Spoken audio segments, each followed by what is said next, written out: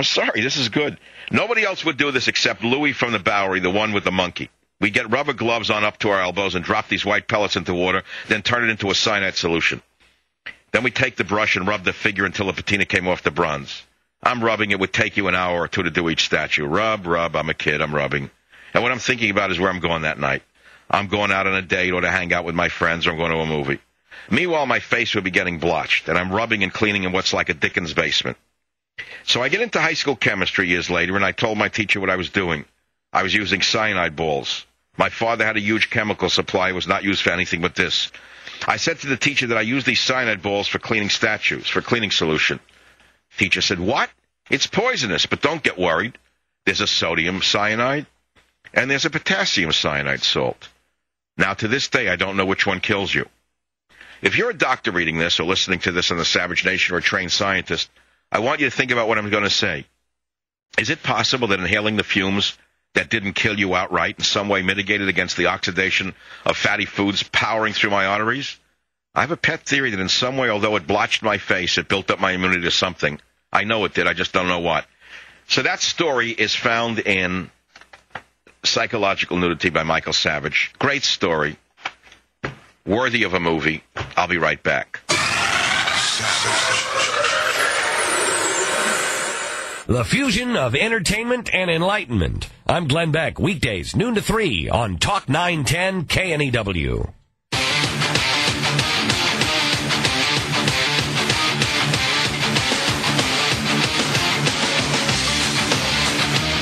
You know, with the so-called progressives now in power, it seems to me that the politics of hatred is becoming increasingly dominant. Joining us today is Dr. Peter Breggin to examine why the left seems to revel in hatred.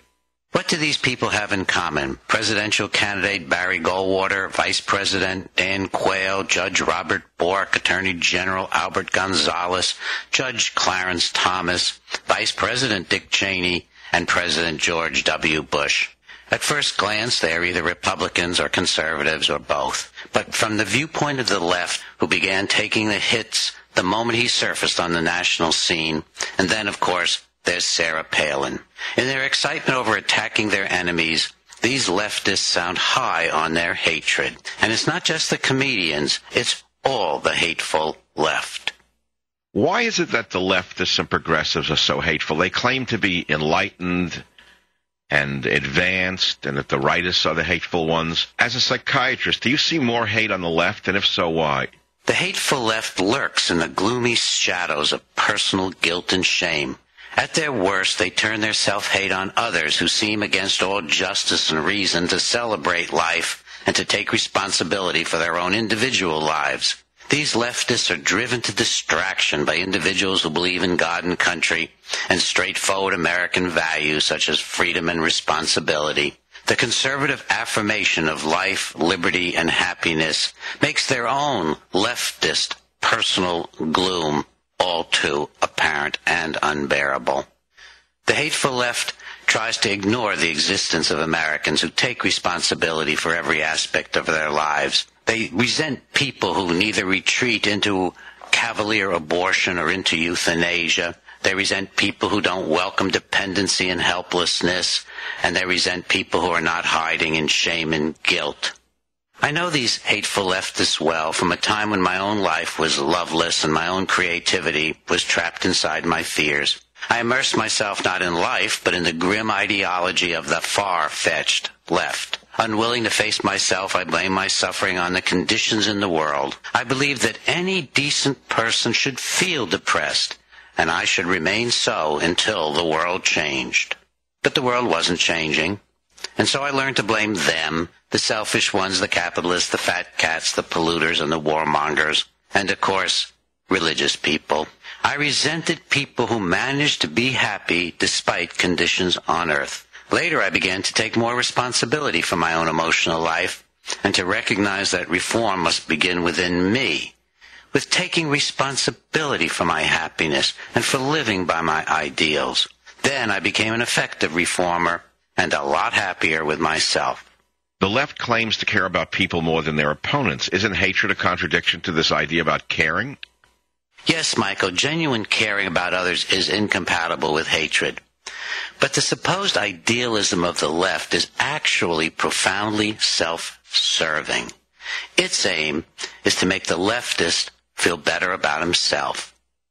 Mostly he's trying to manage his own feelings of guilt and shame. That's why continued bad outcomes never daunt the leftist. Forget the USSR, Cuba, and Venezuela. Never mind the endless failed entitlements and wars on poverty and now the stimulus packages.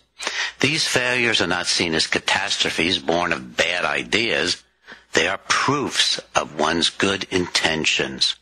If it makes you feel better about yourself, you can go on endlessly cooking up more do-good schemes without regard to reality and outcomes. The hateful left is an organized attempt of failed personalities to fix themselves by pretending to fix the world. In this process, the leftist must never get to know the humanity of the enemy. As one leftist said with dismay after doing a documentary on conservative America, I met nice people everywhere I went. Nice people indeed. Even more dismaying, happy and responsible people. But according to leftist ideology, that's not possible. Not on this miserable planet. People who look responsible and happy must be faking it. Otherwise, there'd be something the matter with us, with the lonely, gloomy, hateful leftists. When leftists screech with seeming delight over attacks on conservatives, they're really expressing relief at no longer having to see their own gloomy selves reflected in the shining mirror of those people who love their own lives, their families, their country, and their God.